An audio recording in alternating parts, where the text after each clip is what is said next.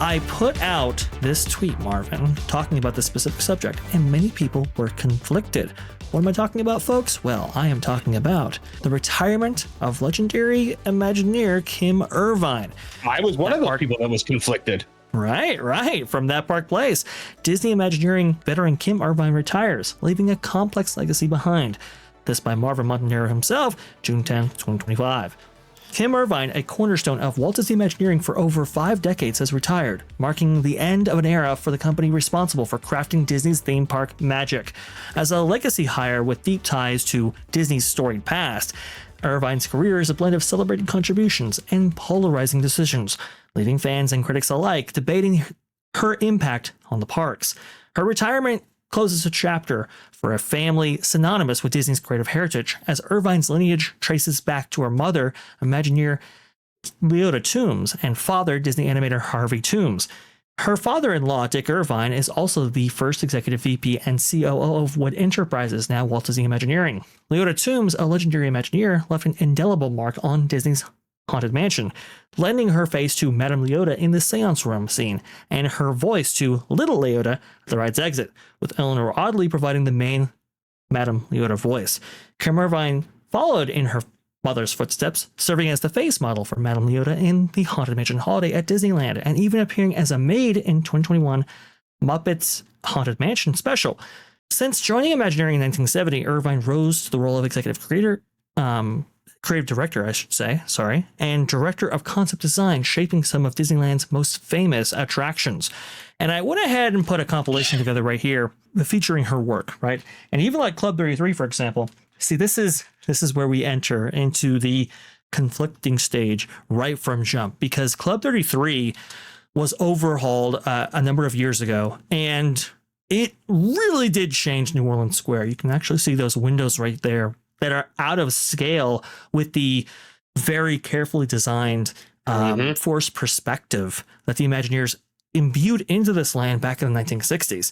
And, well, with this Club 33 overhaul led by Kim Irvine, well, some of that, had to go. That kind of a connection bridge right there, for example, that was not there. That was added.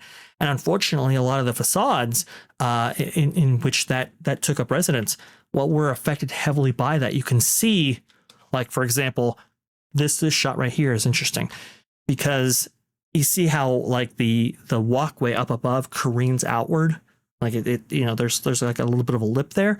That was not present before this big overhaul that added these, large hallways, and it added a window, by the way, to New Orleans Square that was a little bit offset when looking at it from the outside in. Well, inside Club 33, that window is perfectly center. So you can kind of see where the prioritization actually was.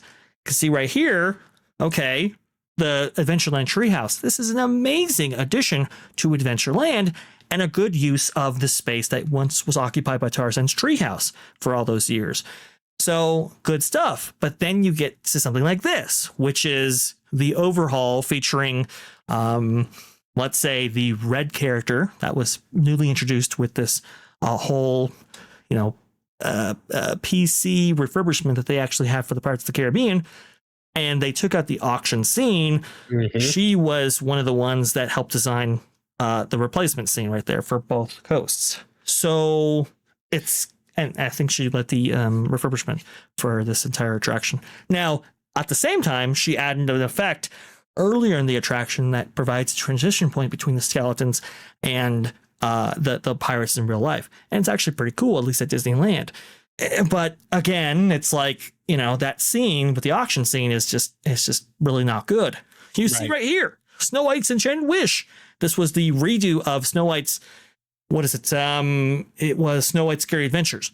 And a lot of people were worried. They were seeing this and saying, oh man, are they going to get rid of the scary aspects of this attraction? No, a lot of those were preserved. But now we have a real ending for this attraction, which it never, ever had for all those years, going back to the 1983 redo of Fantasyland. Now, eventually, Imagineers would add kind of more of an ending scene for the Paris version of this attraction, but Disneyland never had one. Kim Irvine took on the assignment, and, I mean, it's beloved, it's awesome, it's great. But, again, it kind of goes back and forth. Marvin, Your thoughts on all this? I mean, look, everybody in their career has things that they've done that are great and things that they've done that are not so great. It's just a matter of whether the good outweighed the bad. Now, Kim Irvine, I think at one time was probably a decent Imagineer, and like what you were just pointing out. However, I think in recent years she has become representative of the problems of the rot in Disney Imagineering. She was in charge of the Haunted Mansion Carriage House, which was an abysmal failure, which was non-creative, lacking imagination. She was in charge of this change to the Haunted Mansion, which on its surface, people liked it first because they thought it was an homage. And then she came out and said, nope, this is modern sensibilities. This is us trying to appeal to a modern audience and not offend people. She was also bent on the idea of taking the hanging man out of the stretching room. That was she said repeatedly that she was trying to do that. So Kim Irvine was part of, she was essentially an arm of Stories Matter. She was injecting the mind virus into Disney Imagineering, and I am in no way, shape, or form sad to see her go. I'm thankful for her past her past projects that have actually, led to something nice. But at the end of the day, I think she was just a Nepo baby that they hung on to for way too long because they liked the story of, oh, her mom's in the Haunted Mansion and now she works there. Good riddance. Get out the door. Don't let it hit you on the way out. The fact that she wanted, how could, this right here, this was a store-bought piece that she put into the queue for the Haunted Mansion. AI artwork in the Carriage House. The Carriage House being a prefabricated purchased design that flooded the first time there was a late rain flooded. She was not good at her job toward the end. And I don't think anyone can deny that. The fact that, how can you connect her to the story of the Haunted Mansion so intrinsically when all she wanted to do was destroy the stretching room? Okay, the work output, especially under her leadership, it kind of speaks for itself, right? Like you said, the Carriage House, this was just terrible. This was awful. And yet, she talked about how the AI art featured in there was, part of Imagineering right there. And it apparently was supposed to be a placeholder for something else later. But we still haven't had that placeholder or that artwork that was supposed to be a placeholder for that being the AI artwork replaced. Like, we haven't seen what she was talking about right there, unless we're talking about what shadow boxed tarot cards bought off Amazon is appropriate. And we also saw some Amazon art pieces featured in there. It just wasn't up to the quality standard that I think a lot of people have for the Haunted Mansion itself. I'm showing Small World footage right here because she also led the project that imbued Small World with characters. And that was actually featured. A big part of that was the Imagineering story actually on Disney Plus. And they talked about how Kim Irvine took a lot of flack for that decision. But here's the thing that I kind of want to impress on you, Marvin. I see her and her role in bringing some of these more controversial aspects to life in Disneyland, not as her being an arm of Story Matters, let's say, or just taking on these projects and saying, yes, we can ruin Disneyland even more with this stuff. I see it as her being a company woman wanting to take on these projects, if only to handle them as best as maybe she felt she can, right? Because these projects, I think, are going to be accomplished anyway by other Imagineers around her. And it's well, I might as well do it and make sure it is done the best that I know how it can be done, right? So I don't know. I have a conflict there, because on the one hand, it's well, why'd you even do this stuff in the first place? On the other, it's well, perhaps if it wasn't her, it was going to be somebody else, and maybe it was going to be done a lot worse. What do you think about that, Marvin? Look, I get it. Your boss says jump, you have to say how high. But some of the things that she said, the fact that she was commenting on people asking about the stretching room. That's not something you do when it's not something that you don't want to do.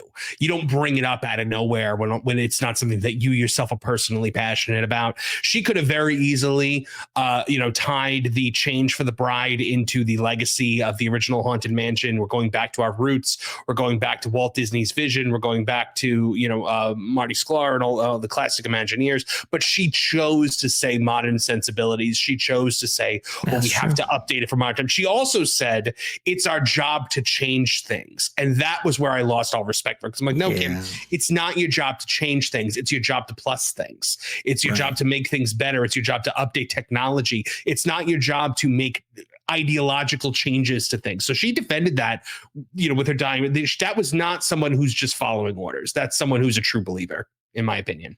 That's true. I can't defend that. And it's just really sad that she would choose that tact when explaining these additions or modifications or changes. Even with like the bride, like you brought up, for example, it's like you didn't have to add in that this was done for modern sensibilities. You could have just said, hey, this story that we've imbued with the Haunted Mansion this time around is more consistent with maybe the original vision of the Imagineers all that long ago, and leave it at that. The additional commentary, I think, is where she ran into some issues. And I'll just say this for people who do have a problem with Kim Irvine and her work. I'll put it out here, and I'll give you some food for thought. With Kim Irvine gone, there really is no gatekeeper in terms of anybody coming in and accomplishing those tasks as set by management in the way that they want to. I think my thing with Kim Irvine is that I could tell that she at least cared about Disneyland as a whole. And maybe that wasn't always exhibited through her work, but I could definitely see the effort in trying to, create new stories that were more in tone and in keeping with Disney's or Disneyland's legacy and history, right? Mm-hmm. Even with this with this project right here, we can see like multiple iterations of Swiss Polka. We can see a lot of Adventureland references itself and so forth. I just don't know if the person replacing her will be as enthusiastic about maintaining that story, because we've seen from a lot of creatives and a lot of Imagineers that they're just looking to, do projects as cheaply as they possibly can so that they can go ahead and tell either their bosses or maybe put it on their portfolio. Hey, look, I accomplished this on time, under budget. Go ahead and promote me. That's what I'm most afraid of. Go ahead, Marvin. Yeah, but at the end of the day, I think that there is no saving Disney Imagineering at this point, because anyone that they bring in is going to have that same mindset. But I don't see Kim Irvine as this gatekeeper of classic Disney. I think that she was fully on board with the shift in direction. When she said, it's our job to change things, that was when I realized, like, oh, she has no idea what her job is. She has no idea. Like, she grew up with a legendary Imagineer as her mother, and she has no earthly idea what an Imagineer does. Yeah, it's a great point. Eddie Sato actually added some words to the tweet I posted on X talking about how Kim Irvine was retiring. Eddie Sato, longtime famous Imagineer, obviously not working at the parks or working at WDI right now, but was the former. You can tell because he criticizes the company. Yes, he does. See right here, Kim Irvine was a true believer and gave all for the park. We worked together in the 1990s and didn't always agree, but I respected her, quote, all-in attitude toward the park. I recall when she and her team repainted the dinosaurs on their own time due to no budget. Yeah, that was a true story where Imagineers or maintenance technicians who really loved the park actually came in and painted stuff like on their own dime because they love the park that passionately, just to preserve the show. That's just one of the many examples of making the magic happen. I wish her the best. It's just, man, it's again, like Tony Baxter, my favorite Imagineer. He's got some stuff in his portfolio that wasn't always as beloved as, let's say, Star Tours or Indiana Jones, for example, right? He had 1988 version of Tomorrowland at Disneyland, not good. Parts of DCA were on his portfolio, not great, but at the same time, he has Disneyland Paris, which is largely seen as one of the best castle parks in all the world. So with Kim Irvine, It's a conflicting history, and one in which, as part of her contributions to WDI and Disneyland goes, that chapter has now concluded. Thanks for watching That Park Place. For more information, consider checking out www.thatparkplace.com. And don't forget to subscribe, share, like, and send this out on your favorite social media account.